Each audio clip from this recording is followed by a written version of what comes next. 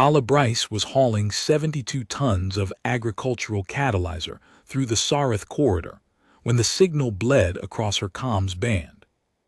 She did not hear it at first. The Marin load was noisy in the way old freighters were noisy. The starboard heat exchanger rattled at frequencies that lived in the bones of the skull.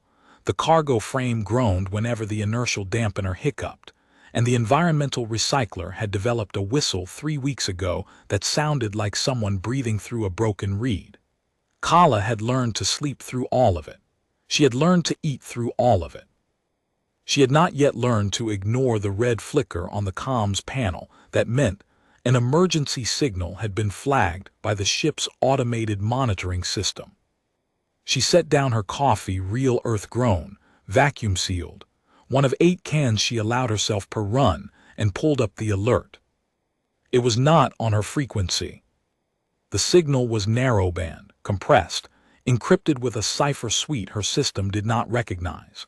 It had been transmitted on a frequency assigned to the Cathari Imperial Fleet, a military channel that no human ship should have been able to receive.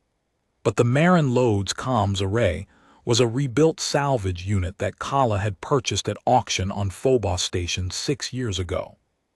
The previous owner had been a signals intelligence contractor, and the array still carried the wideband intercept package that civilian regulations technically prohibited. Kala had never removed it. She had told herself it was useful for navigation. Wideband reception caught weather beacons, hazard warnings, and the occasional merchant chatter that helped her time her cargo drops. She had never told herself the truth, which was that she kept it because a freighter pilot who could hear things she was not supposed to hear was a freighter pilot who survived corridors that other freighter pilots did not. The signal had not been aimed at her. It had not been aimed at any human.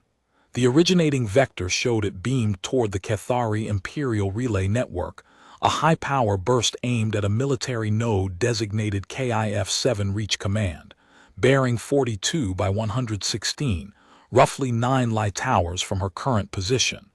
But the signal had a sidelobe. Every directed transmission did.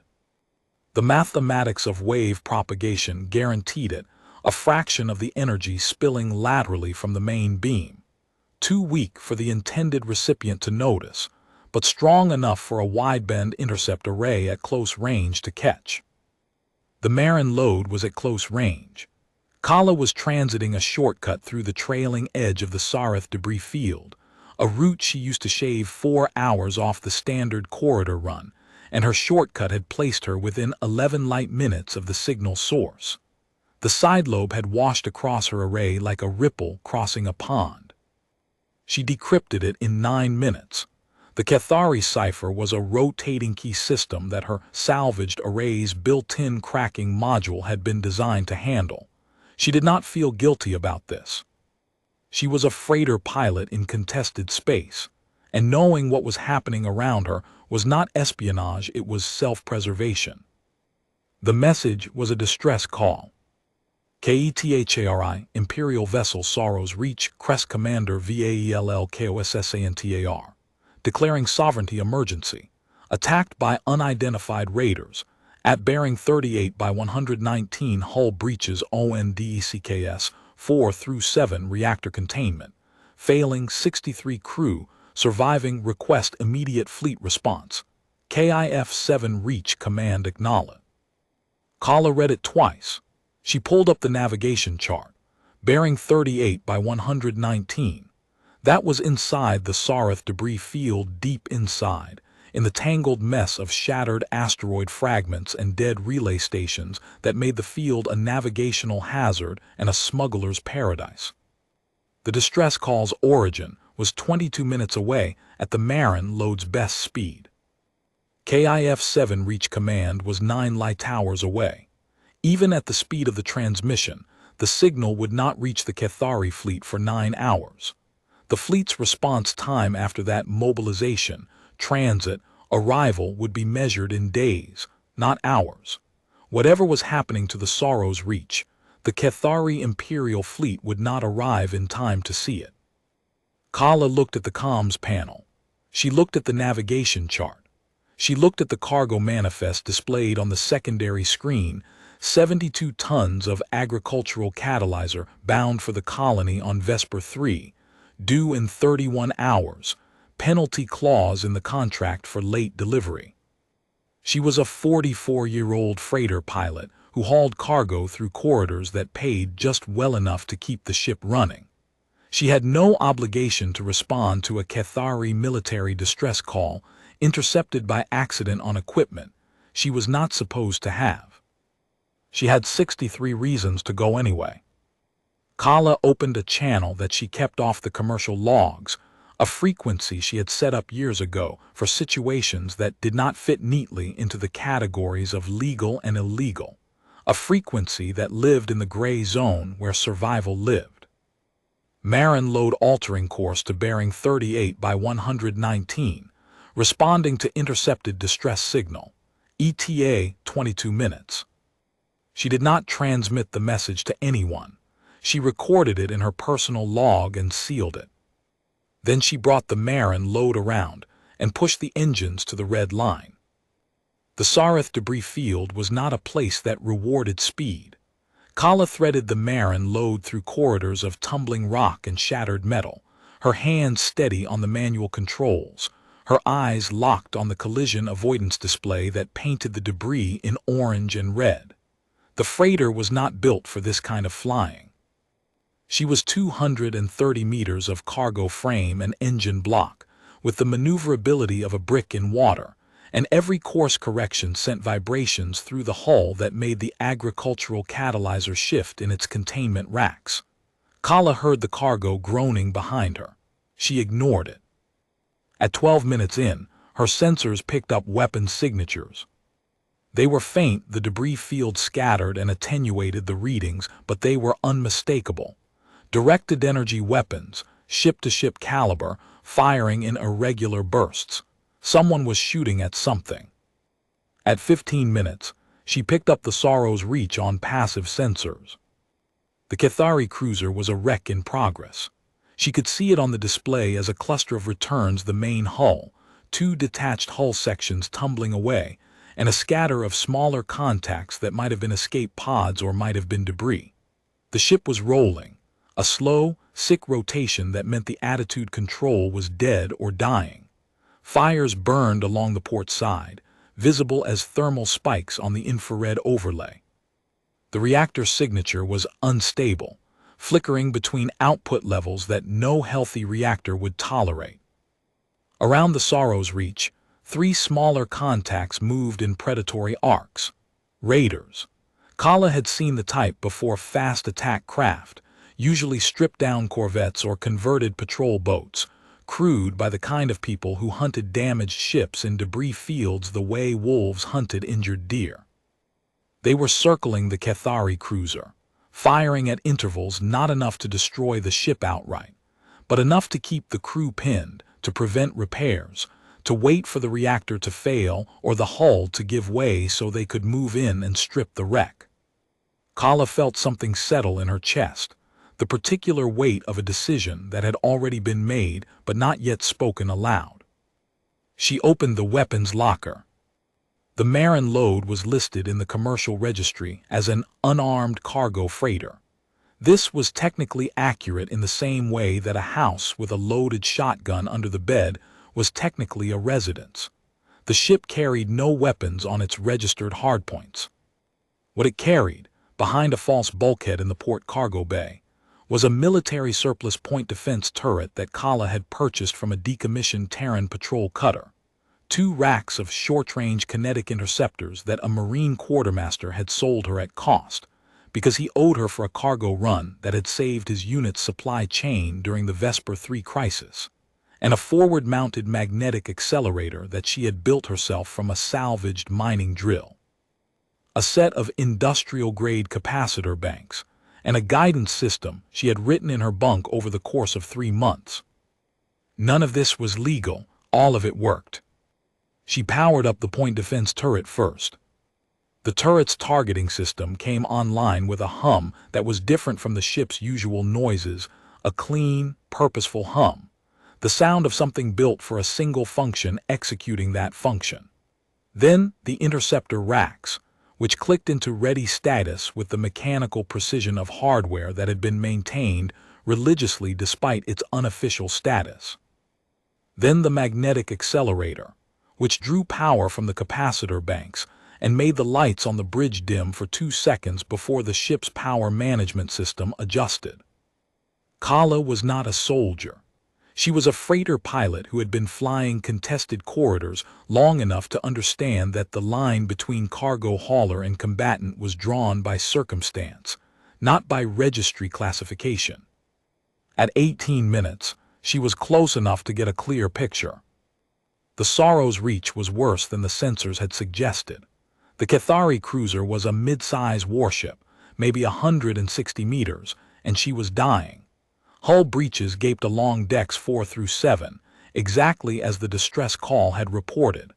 Atmosphere vented from 3 separate ruptures, the plumes visible as shimmering distortions against the debris field backdrop.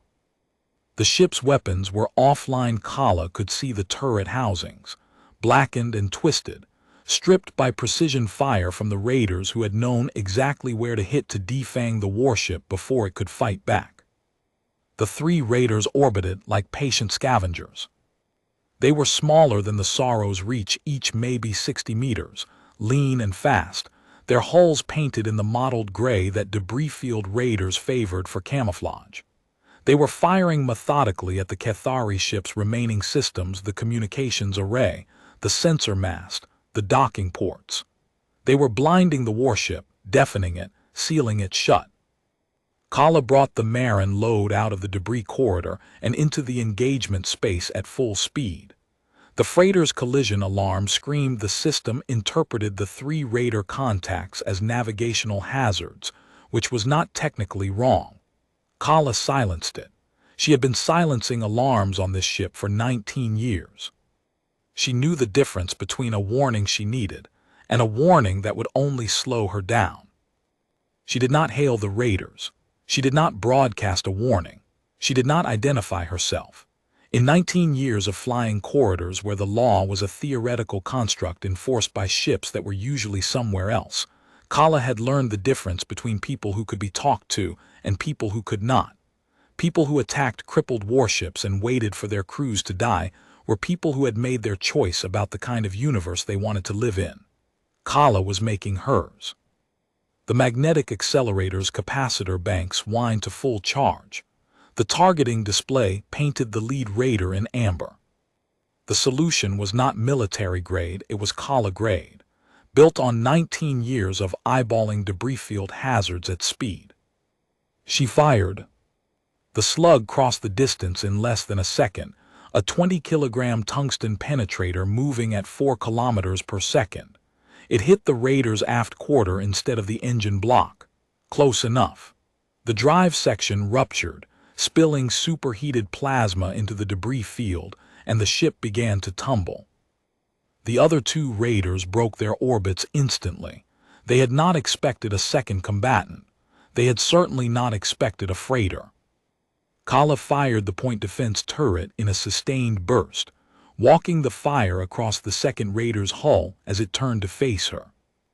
The turret was designed for missile defense short range, high rate of fire, designed to fill a cone of space with enough kinetic energy to shred incoming projectiles. Against a small ship's unarmored hull, it was devastating.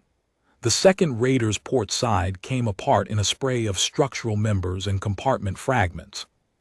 The third raider ran.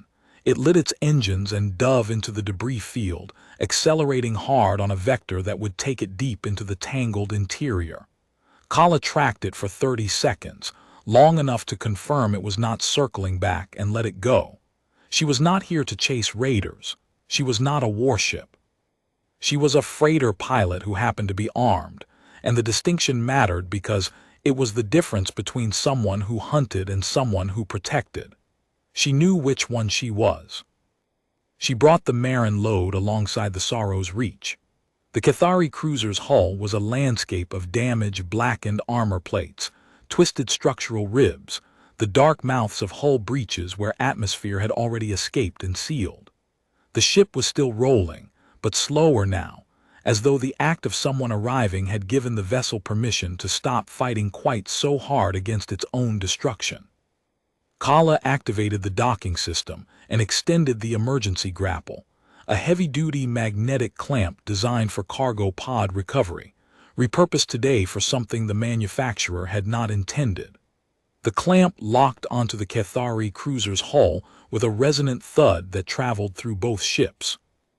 Cathari vessel Sorrow's Reach, this is the Terran freighter Marin Lode. I am alongside your port hull. I am extending a pressure seal to your number 3 docking port. Do you have anyone who can open the door from the inside? Silence. The Cathari comms array was destroyed. She had seen it, a twisted ruin of antenna elements and shattered housing. They could not hear her. Kala shut down the external broadcast and switched to the ship's hull contact communicator, a simple piezoelectric transmitter that sent vibrations through the physical contact between the docking clamp and the Cathari hull.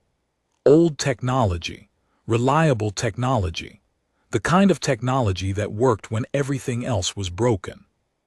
Sorrow's Reach, this is the freighter Marin Lode.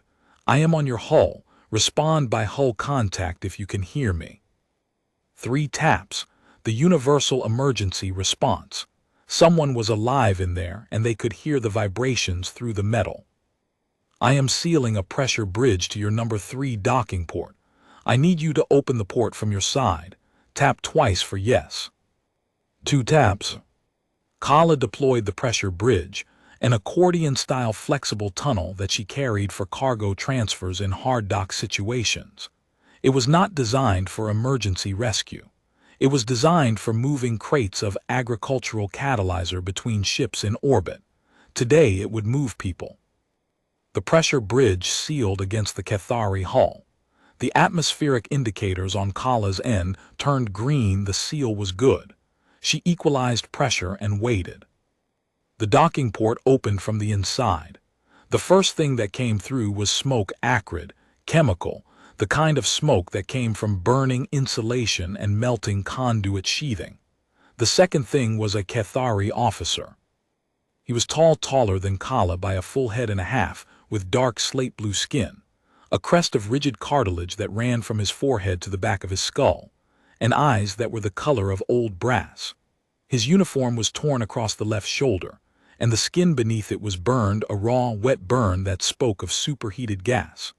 His right arm hung at an angle that was not natural, supported against his body by a makeshift sling made from what looked like a section of communications cable. He looked at Kala. He looked at the pressure bridge.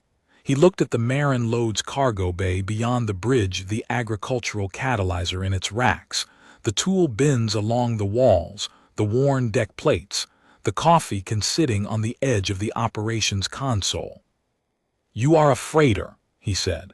His standard was accented but clear, each word formed with the precise diction of someone who had learned the language formally and practiced it rarely. "I am. You are armed. I am. You destroyed 2 raider vessels. I disabled one and damaged the other. The third ran." He processed this. Kala could see him processing it, the calculation happening behind those brass-colored eyes, the assessment of what she was versus what she should have been, the recalibration of a trained military officer confronted with a freighter pilot who had done what his own ship's weapons had failed to do. "I am Crest Commander Vale Cassanter, commanding officer of the Sorrow's Reach."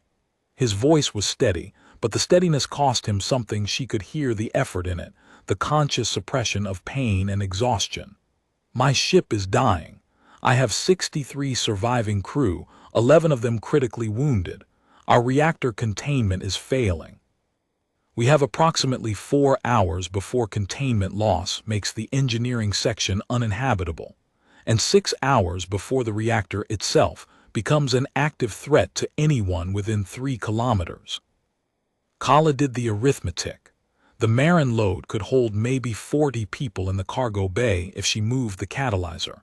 She could not move 72 tons of catalyzer in 4 hours by herself. "How many of your people can work?" she asked. 31 are mobile. 14 of those have injuries that limit their effectiveness. I need the 31 who can work. I've got 72 tons of cargo in my bay that needs to be relocated to give your people space. If your crew helps me move it, I can clear enough room for everyone. You want my crew to move your cargo. I want your crew to survive. The cargo is in the way of that, so yes. The crest commander looked at her for a long moment. Then he turned and spoke rapidly in Cathari to someone behind him in the smoke-filled corridor. The language was sharp, clipped, a military register that carried authority even through pain. Kala did not understand the words, but she understood the effect. Within 2 minutes. Cathari sailors began coming through the pressure bridge. They came in ones and twos, coughing through the smoke, some supporting each other, all of them carrying the particular look of military personnel who had been fighting to save their ship, and had reached the point where saving themselves was the only remaining option. Their uniforms were variations on the crest commander's dark gray, high-collared, marked with insignia that Kala could not read. Their skin tones ranged from the crest commander's slate blue to a deep indigo, a color Kala had never seen on a living being. Their eyes were universally that old brass color, and they reflected the emergency lighting in the pressure bridge like coins in a well. Kala directed them. She had no rank, no authority, no standing in any military hierarchy, just a stained flight jacket, a ship, and the kind of presence that 19 years of solo command gave a person. The Cathari hesitated at first. They took orders from their own chain of command, not from a human woman half their height, but Ka-Santer said nothing to countermand her. He added his voice to hers, translating her instructions into Cathari, adding the weight of his rank to her practical authority. Cargo racks 1 through 4 unlatch the tie-downs, push the crates to the aft bulkhead, stack them. I don't care about damage to the contents. She pointed, she directed, she moved. Within 30 minutes, the forward half of the cargo bay was clear. 24 tons of agricultural catalyzer sacrificed to the aft section, stacked in a configuration that would appall any cargo inspector, but would hold for the duration. The wounded came next. 11 critically injured Cathari carried through the pressure bridge on improvised stretchers made from hull paneling and communications cable. Kala directed them to the cleared forward section, where she had laid out every blanket, sleeping pad, and emergency thermal sheet the Marin load carried. It was not a medical facility. It was a cargo bay floor with blankets on it. It was what she had. The Marin load's medical kit was a standard civilian emergency pack, designed for one human with common injuries, not for 11 Cathari with burns, crush injuries, and decompression trauma. Kala opened the kit and looked at the contents, and felt the particular helplessness of a person who wants to fix something and cannot. She knelt beside the nearest wounded sailor, burns across the left side of his body, uniform fused to the skin, breathing shallow and rapid. His brass eyes were open but unfocused, and his skin had gone ashen where it should have been indigo. A Cathari officer appeared beside her, young, indigo-skinned, brass eyes too bright with adrenaline. I am ship physician Nara Tessorin, the officer said. I can adapt your supplies if you tell me what they do. Kala began handing her things and explaining each one. Antiseptic, burn gel, synthetic skin patches. She demonstrated application on the back of her own hand, pain medication with dosing. Within 10 minutes, Nara was treating her own people with human medical supplies, adapting dosages by body mass, improvising burn dressings, and directing 2 crew members she had designated as field assistants. Kala left the medical situation to the physician and went to the bridge. The crest commander was standing at her operations console, his good hand braced against the edge, studying the navigation display. He had not asked permission to be on her bridge. Kala did not ask him to leave. Your distress call, she said, the one you sent to KIF-7 reach command. What about it? It was transmitted on a Cathari military frequency. Narrowband, encrypted, directed beam toward the KIF-7 relay. Your fleet is 9 light hours away. Your signal hasn't reached them yet. He looked at her, the brass eyes were steady. I know this. You sent the call to your own fleet. You didn't send it to anyone else. There was no one else to send it to. We are in contested space, deep inside a debris field. The nearest civilian relay is 6 hours away. The Cathari Imperial Fleet is the only authority that would respond to a military distress call from this position. Except me. Silence. The Marin load hummed around them, the heat exchanger, the environmental recycler, the cargo frame settling under its reorganized load. From the cargo bay below, the sounds of Cathari voices, low and urgent, the murmur of sailors caring for their wounded in a space that was not theirs. How did you hear my signal? The crest commander asked. His voice carried no accusation. It carried the exhaustion of a man who had been fighting for hours and had reached the part of the battle where questions were all that was left. Sidelobe leak. Your directed beam through a lateral scatter pattern. My comms array caught it. Your comms array should not be able to receive Cathari military frequencies. It shouldn't. Another silence. Kala watched the crest commander process this the same way he had processed everything else, with the methodical precision of a man who cataloged facts, even when those facts were inconvenient. You intercepted my distress call by accident, on equipment that you should not possess. And you came. I did. Why? Because you had 63 people on a dying ship, and nobody else was close enough to help. The crest commander turned back to the navigation display. He studied it for a moment, then pointed to a cluster of contacts at the edge of sensor range. The radar you disabled, it is still broadcasting. Its companions will come. How long? She asked. 2 to 3 hours before reinforcements arrive. 4 to 6 ships, possibly more. Can your ship be towed? The Sorrow's Reach cannot survive a tow. Her structural integrity is compromised. Any acceleration beyond 0.05 g will tear the hull apart. Then we get your people off her and we leave. My ship. Your ship is dead, Commander. Your people aren't. Not yet. The cartilage crest on his head lifted slightly and settled again, the Cathari equivalent of a deep breath. Agreed, he said. We transfer all personnel to your vessel. What is your capacity? If we clear the rest of the cargo, I can fit your 63 plus my crew. Your crew? Me, I'm the crew. The crest commander stared at her. You fly this ship alone. I do. And you engage 3 armed raiders alone. I did. With a magnetic accelerator that you appear to have built from a mining drill. Kala said nothing. The magnetic accelerator was visible on the bridge weapons console, its improvised interface a tangle of recycled components and hand-soldered connections that looked nothing like military hardware, because it was not military hardware. The crest commander turned to the pressure bridge access. Sorrow's Reach, all hands, this is Crest Commander Cassanter. Abandon ship. Transfer all personnel to the Terran vessel. Priority. Wounded, then damage control parties, then bridge crew. Leave nothing living on the Reach. Move. They moved. The remaining Cathari crew came through the pressure bridge in a steady flow, damage control teams with soot-blackened faces, engineering staff carrying portable data units, bridge officers who paused at the threshold and looked back the way people look back at a home they will never return to. Kala counted them. 63 exactly, including the crest commander.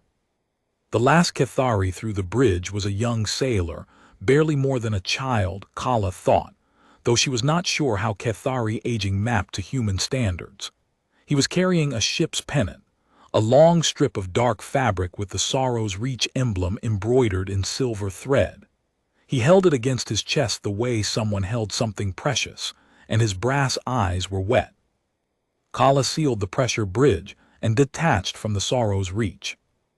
As the magnetic clamp released and the Marin load drifted clear, Kala felt the freighter settle into a different weight. Not mass, the ship's mass had increased by the addition of 63 Cathari bodies and whatever equipment they had carried, but the engines could handle that. This was a different kind of weight. The weight of a ship that was no longer empty.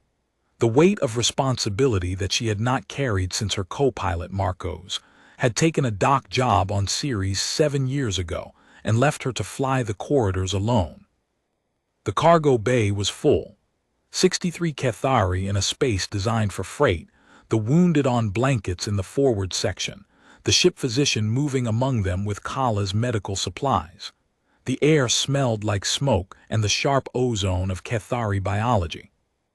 A pair of Cathari engineers had appointed themselves cooks and were distributing Kala's ration packs. One said something in rapid Cathari that made several sailors laugh, a short, sharp bark that sounded like it hurt.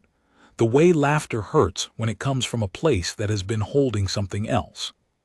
She went to the bridge and plotted a course out of the debris field. Kala chose a path that split the difference between fast and safe, 26 minutes through a corridor she knew from years of shortcutting, wide enough for the Marin load but difficult for pursuing ships. "Crest Commander," she said over the internal intercom. "We're moving. 26 minutes to clear the debris field. Once we're clear, I'll set a course for the nearest neutral port. Harath Station is 11 hours at standard cruise." "Understood." A pause. Pilot Bryce. "Yes. My ship physician reports that 3 of our critically wounded may not survive 11 hours without proper surgical facilities." Kala pulled up the regional navigation chart. Harath Station, 11 hours. The Cathari border, 14 hours. The nearest Terran medical facility, the clinic on Vesper 3, where she had been delivering catalyzer, 7 hours. Vesper 3 has a Terran medical clinic, full surgical capability. It's 7 hours from the debris field edge. That is a human facility. It is. We are Cathari military personnel.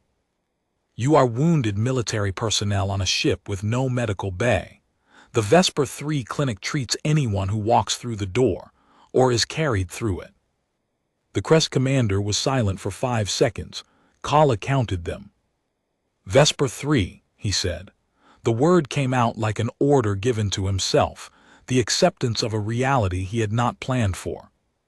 His crew, his surviving crew, would receive medical treatment from the species that had not been asked for help and had come anyway. Kala adjusted the course. The Crest Commander had gone below to check his people. When he came back, he stood in the bridge doorway and watched Kala for a moment before speaking. "Your ship," he said, "it is old. She's 26 years old, built at the Callisto yards before they closed. There are maybe 40 of this class still flying. And you have maintained her alone for how long?" 19 years. She was my father's ship. He flew her for the first 7. I took her over when he retired." "Your father taught you to fly." "He taught me to fly, to navigate, to fix what broke, and to listen to what the ship was telling me. He also taught me that a corridor that looked safe on a chart could kill you, and a corridor that looked dangerous could save your life if you knew its shape." The Crest Commander nodded. In the pause that followed, Kala heard something from the cargo bay that she had not expected singing. Quiet, low, almost subvocal, a rhythmic pattern that resonated in the hull the way the heat exchanger did, as if the Marin load's bones were picking up the frequency and carrying it through the deck plates to the bridge. A Cathari hymn, she guessed, something sailors sang. "They are singing the crew's lament," the Crest Commander said. "It is sung when a ship is lost but her people survive. It is old, older than the fleet." Kala listened. The hymn had no melody she could identify. It moved in intervals that did not map to human scales, but it carried something that needed no translation. The sound of people who were alive and knew what that cost. 7 minutes later, the sensors lit up. 3 contacts entering the field from the south, plus a 4th coming in from the east on a flanking vector. Raider-class signatures. The 3rd one had come back with friends, and the friends had brought strategy. "Commander," Kala said on the intercom, "we have company. 4 raiders entering the debris field on 2 vectors. They're boxing us." The Crest commander was already on the bridge. He had not left it since returning from the cargo bay. He stood beside her at the operations console and studied the sensor display with the eyes of a man who had spent his career reading tactical plots. Kala watched him assess the contacts, the southern trio and the flanking singleton, and saw the moment he understood the geometry. "They've learned," he said. "The flanking vessel is trying to reach the narrowing point ahead of us." "The narrows," Kala said. "They want to block it from both ends." The Crest commander looked at the chart, then at Kala.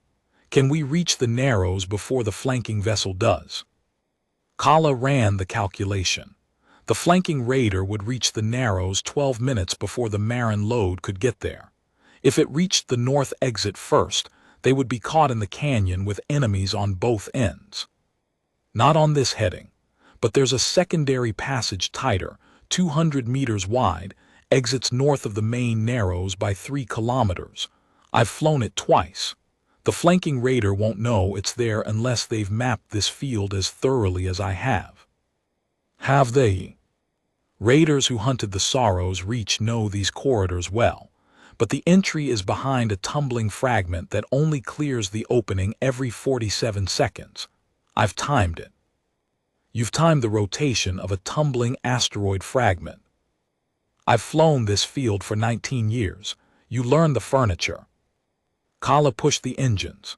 The Marin load changed heading toward a section of the debris field that, on the navigation chart, looked like a solid wall of rock. The flanking raider continued toward the main narrows, unaware that its quarry was no longer heading there. The Marin load surged forward, her cargo frame groaning under the acceleration, the agricultural catalyzer shifting in its makeshift stacking. From the cargo bay, sounds of alarmed Cathari voices raised in surprise as the deck tilted under acceleration they had not expected from a freighter. The tumbling fragment came into view on the forward sensors, a mass of iron nickel the size of a small building, rotating on its long axis with the slow, methodical patience of something that had been spinning for 10,000 years. The gap behind it opened and closed like a breathing mouth. Kala watched the rotation, counting in her head the same count her father had taught her, the metronome of a pilot who measured the universe in beats per minute. "Now," she said, and pushed the Marin load through the gap with 4 seconds of clearance on the closing side. The secondary passage closed to 140 meters at its tightest. The walls were raw rock studded with metallic deposits that threw false returns on the collision avoidance system. Kala shut off the collision alarm. She knew where the walls were. She reached the passage exit 7 minutes ahead of the raiders. The flanking raider, still waiting at the main narrows 3 kilometers south, would realize its quarry had bypassed it entirely. But the southern trio was still closing, and raiders who lived in this field had patience enough to search. From below, the Crest commander's voice came over the intercom. "Pilot Bryce, my crew is secured. The wounded are strapped down. The mobile personnel are bracing." A pause. "They trust the ship." "They trust the ship. Not they trust you, they trust the ship. A sailor's faith placed where sailors placed it, in the vessel, not the officer." Kala felt something shift in her chest. The Marin load had been her ship, her father's ship, for 26 years. No one outside the family had ever placed trust in her. She activated the magnetic accelerator. "Commander, I need you on the point defense turret. Can you operate a manual targeting system with one hand?" "Show me." Kala walked him through the controls in 40 seconds. Targeting axis, fire control, safety override. He listened with the total focus of a professional adapting to unfamiliar tools under lethal pressure. "When they come through the narrows behind us, they'll have to come single file. One at a time. Hit the first one and the wreckage blocks the rest. Understood. Kala brought the Marin load through the narrows. The hull scraped rock on the starboard side, a grinding shriek that made everyone flinch except Kala, who had scraped this exact section 3 times before and knew it was surface contact, not structural. She swung the Marin load around so that her stern faced the narrows exit. The first raider came through 20 seconds later. The crest commander fired the point defense turret with the precision of a trained combat officer and the cold fury of a man whose ship had been killed by people exactly like the ones coming through that gap. The burst shredded the raider's forward hull, punching through sensor arrays and venting atmosphere from 3 compartments in rapid sequence, and the ship veered hard to port and struck the canyon wall with a force that buckled its spine. The wreckage settled into the narrows like a plug. The remaining 3 raiders were stuck on the other side. Kala did not wait. She brought the Marin load to full speed and ran. Another path through the Sarith debris field would cost the raiders hours, and by then the Marin load would be in open space. 12 minutes later, they cleared the debris field. Open space. Clean sensor returns. No contacts within threat range. The Marin load's hull groaned as the residual vibrations from the debris field transit faded, the cargo frame settling back to its normal complaints after an hour of punishment it had not been designed for. Kala set the autopilot for Vesper 3, reduced the engines to cruise, and sat back in her chair. For the first time in 2 hours, the bridge was quiet enough to think. The Marin load's starboard heat exchanger chose this moment to produce a sound it had never produced before, a grinding, metallic cough that vibrated through the hull and died. Then started again. Then died. Then started a third time and held, a sustained rattling drone that was louder and rougher than the usual rattle. Engineering alert, the ship's automated system announced in its flat, synthesized voice. Starboard heat exchanger operating outside nominal parameters. Recommend inspection. Kala pulled up the engineering readout. The heat exchanger had been marginal for 3 months. She had been planning to replace the primary bearing assembly at Vesper 3, where dock parts were cheap. The bearing had chosen today, of all days, to begin its final decline. How critical? The crest commander asked. He had not moved from the co-pilot's seat. He was reading the engineering display upside down and backward from his position, and reading it correctly.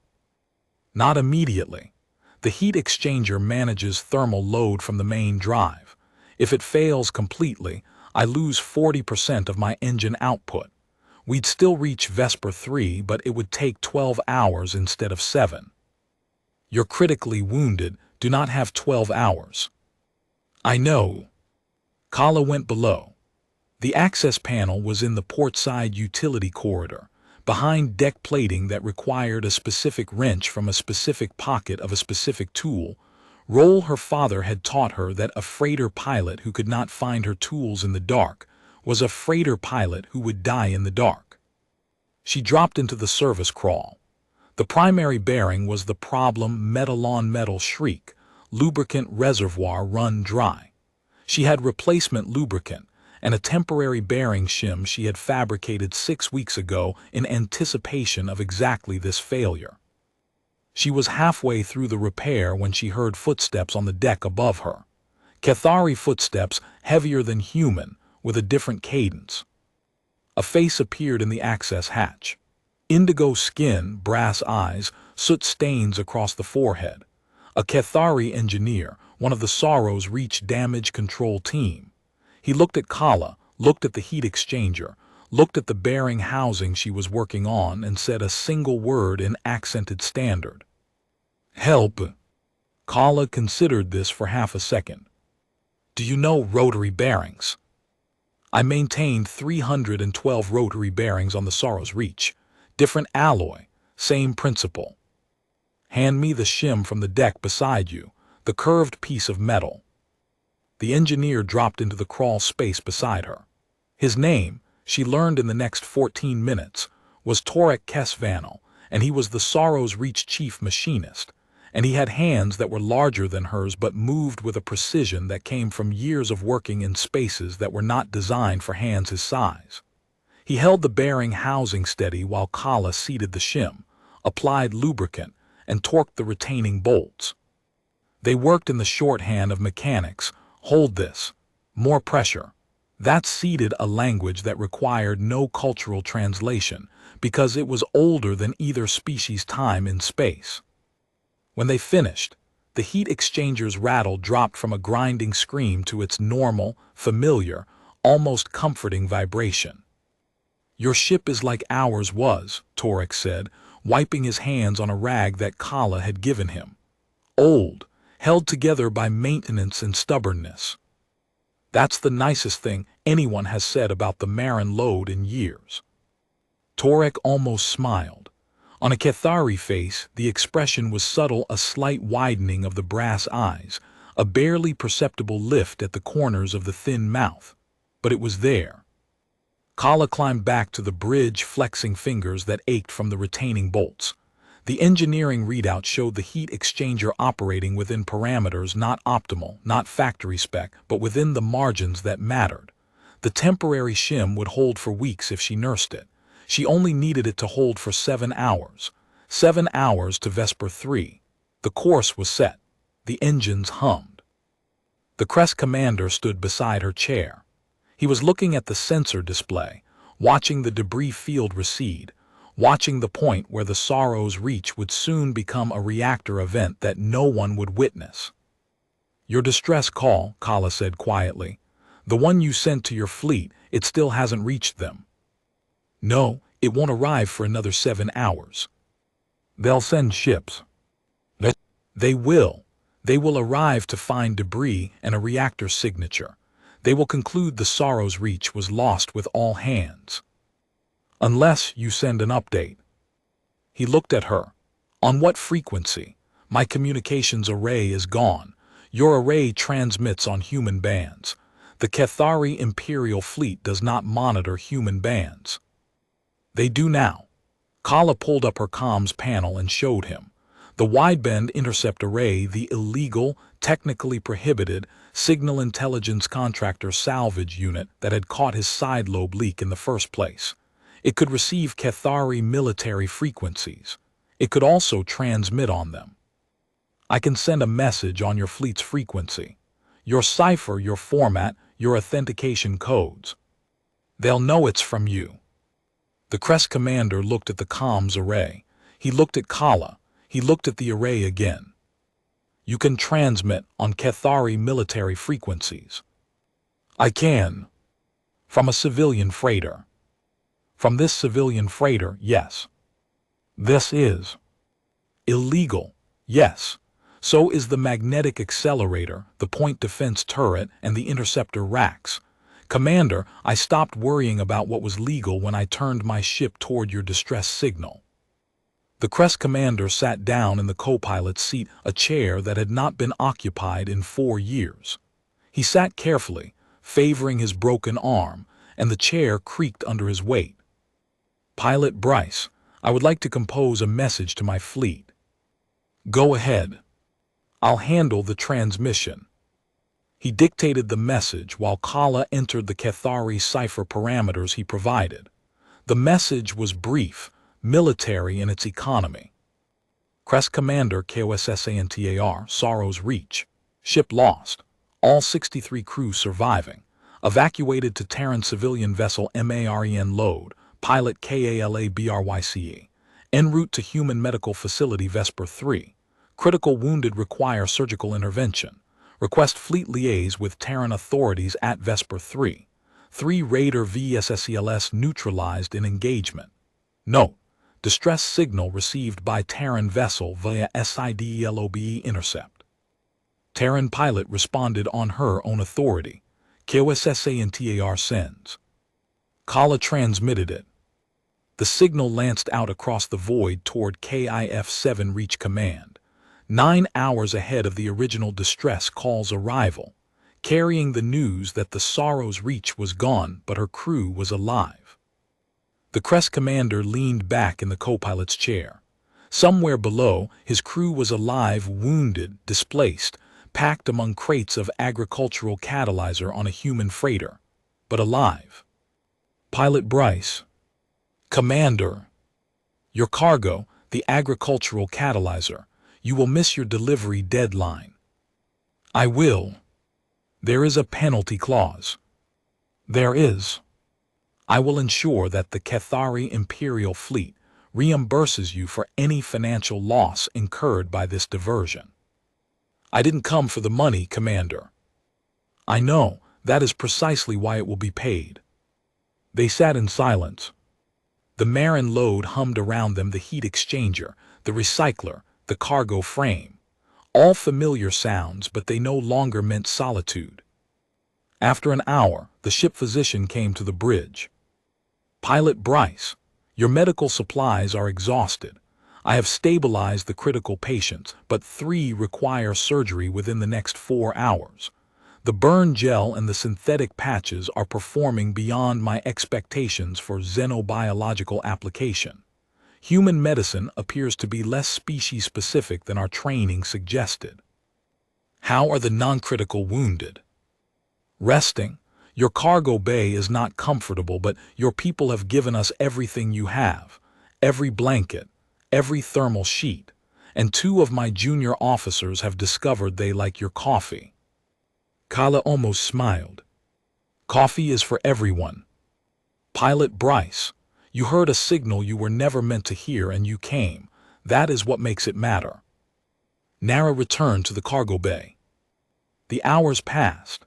The Cathari crew filled the spaces between the ship's noises with their own sounds of living low conversations, the clink of ration packs, sailors taking turns at watch by the cargo bay viewports. Kala walked through the cargo bay during the middle of the transit, checking on the wounded and the ship systems. The Cathari crew watched her pass.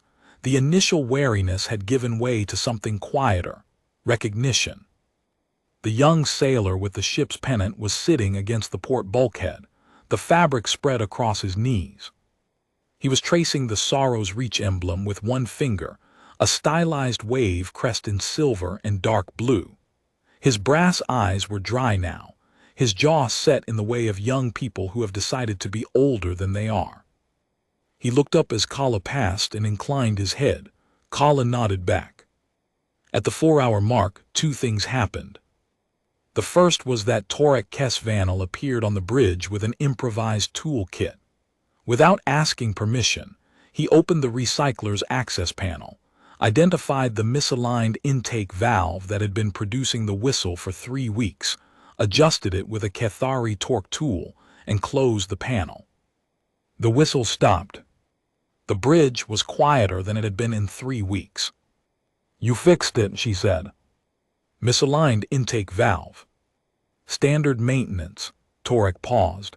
I hope I did not overstep. On Cathari ships, a machinist fixes what he hears. On this ship, Kala said, a machinist who fixes the thing that's been driving the pilot crazy for 3 weeks gets free coffee for life. Torek's brass eyes widened fractionally. I have been told your coffee is addictive. It is, that's the point. The second thing that happened at the 4-hour mark was that Nara came to the bridge again. Her expression was different this time, tighter, more controlled. Pilot Bryce, one of the critical patients is deteriorating. Ensign core Chesorin, decompression trauma to the thoracic cavity. I have done what I can with your supplies, but he needs a surgical drain that I cannot improvise from human equipment. His condition will become life-threatening within 2 hours.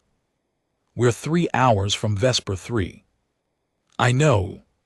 Kala looked at the Crest commander. He looked back at her. The arithmetic was simple and terrible, 1 hour more than they had. Can we push the engines harder? The Crest commander asked. I can redline the drive. It takes an hour off the transit, but it risks the heat exchanger bearing that Torek and I just repaired. If the bearing fails at full power, we're looking at 12 hours instead of 3. And if it holds, 2 hours to Vesper 3, inside Nara's window. The crest commander looked at the engineering readout. He looked at the temporary bearing shim that was holding the heat exchanger together. He looked at Kala. "It will hold," he said. It was not a statement of certainty. It was a statement of will, the declaration of a commander who had decided what the outcome would be because the alternative was unacceptable. Kala pushed the engines to redline. The Marin Lode's hull vibrated with the increased power, and the heat exchangers rattled deep into a growl that Kala monitored with the focused attention of a pilot who was betting a stranger's life on a bearing shim she had fabricated in her bunk. The bearing held. 5 hours after leaving the debris field, the Vesper 3 orbital clinic received an unscheduled docking request from a Terran freighter carrying 63 Cathari military personnel. Kala had transmitted ahead. The message was brief, in the style she had learned worked best with medical personnel: numbers first, details after. Vesper 3 Clinic, this is Terran freighter Marin Lode. I am inbound with 63 Cathari military evacuees from a destroyed warship. 11 critically wounded. 3 require immediate surgery: burns, decompression trauma, crush injury. Ship physician on board has been treating with adapted human medical supplies for 6 hours. ETA 40 minutes. Bryce out. The response came in 90 seconds.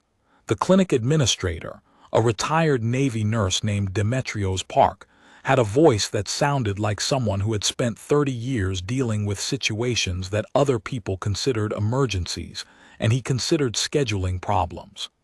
Marin Lode, Vesper 3 Clinic. Copy your 63 evacuees. I'm opening surgical bays 1 through 4, calling in all off-duty staff. We'll have gurneys at the dock. 1 question: Cathari blood type system, how many variants? Kala looked at the crest commander, who was still in the co-pilot's seat. He answered without Kala needing to relay the question. 4 primary variants. I will transmit my crew's medical records if your system can read Cathari file format. We'll figure it out, Park said. Vesper 3 out. The crest commander transmitted his crew's medical records from the portable data unit that one of his officers had carried off the Sorrow's Reach. The files arrived at the clinic 38 minutes before the ship did, and when the Marin Lode docked at the orbital platform, Demetrios Park and his staff had already cross-referenced the Cathari blood types against their synthetic plasma reserves, and had rigged 3 of the 4 surgical bays for xenobiological operations. Nara went ahead of the wounded, briefing the Vesper 3 surgeons on every adapted dosage, every improvised dressing, every decision she had made with human supplies on Cathari bodies. The Cathari crew came off the Marin Lode in the same order they had come aboard: wounded first, then walking injured, then damage control teams, then officers. Torek paused at the pressure bridge and looked back at the heat exchanger access hatch. 2 junior officers left their coffee cups beside the operations console, washed, dried, handles facing the same direction. The crest commander was last. He looked back into the cargo bay at the shifted crates, the blankets, the scuff marks where 63 pairs of boots had walked and sat and worked and sung, and then he crossed to the station. Kala stayed on the Marin Lode. She cleaned the cargo bay, restacked the catalyzer, restocked the medical kit and blanket locker, recharged the magnetic accelerator's capacitor banks. She did the things a freighter pilot did after a run, because routine was the only structure that held when everything else came apart. The cargo bay was clean when she finished, but it did not feel empty the way it had before. The blanket locker smelled faintly of Cathari ozone. 3 hours after docking, the crest commander came back. His broken arm was in a proper medical sling now, the burn on his shoulder sealed under a Terran surgical dressing. Pilot Bryce, your delivery to Vesper 3 Colony. I'll make it, late, but I'll make it. He stopped. He started again, choosing words in a language that was not his own. My crew has asked me to tell you something, in your language, not ours, so you would hear it the way they mean it. Go ahead. They say that the Marin Lode is now a Cathari ship, not in registry, not in classification, in obligation. If you call, we answer, any frequency, any distance. No sidelobe required. Kala looked at the co-pilot's chair, where the impression of his weight was still pressed into the cushion. Tell your crew, she said, that the co-pilot's chair stays warm. The crest commander raised his good hand, the gesture of someone saying goodbye to a person they expected to see again, and walked back through the pressure bridge. Kala sealed the connection and sat alone on the bridge. The co-pilot's seat was empty, but the impression of his weight remained in the cushion, and the turret control panel still held the faint warmth of a three-fingered hand. Somewhere in the Sarith debris field, the Sorrow's reach was dying. Within hours, the reactor would breach and the ship would become a brief flare. The Cathari fleet would eventually arrive to find debris, and a second signal, the update Kala had transmitted on their own frequency, telling them their people were alive and drinking coffee on a Terran medical station. The heat exchanger rattled. The recycler hummed smooth now, the whistle gone, courtesy of a Cathari machinist who fixed what he heard. The cargo frame groaned. The co-pilot's chair held its impression. These were the sounds of the Marin Lode, the sounds Kala had lived with for 19 years, sounds that had always meant solitude. They did not mean solitude anymore. They meant something else now, something that had changed in the hours between catching a sidelobe leak and sealing the pressure bridge behind a Cathari commander who had told her that her ship was, in obligation if not in registry, a ship that would never go unanswered again. Kala Bryce picked up her coffee, set a course for the Vesper 3 colony landing field, and flew her ship down to the surface with 72 tons of late catalyzer, a scraped hull, an empty weapons locker, and the certainty that the next time the comms panel flickered red, she would not be the only one listening.